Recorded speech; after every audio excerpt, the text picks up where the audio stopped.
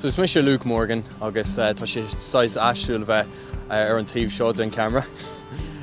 Is cóbhlacht leirechán dá teanga cuid.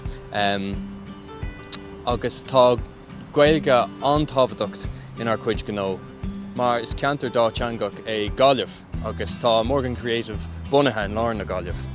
Bíimiid ag obair le cóbhlachtaí eile atá gaeilge acu, margheall ar Títí Cahar, Lorg Media, tugann na cóbhlachtaí sin deis a dúin a bheith chun a bheith crothaíocht. Amachchann seo buaithe níos mó deis a chun a bheith crothaíocht tríd gaeilge. Jake Morgan is anam dom agus le céile le mudreithir támuid Morgan Creative. Gus is anar mór dúin a bheith ar an gearlista don GRADAM seo. Tá alán cóbhlachtaí in gáilmh ag obair tríd gaeilge agus tá sé andeas a bheith páirteach an pobl sin.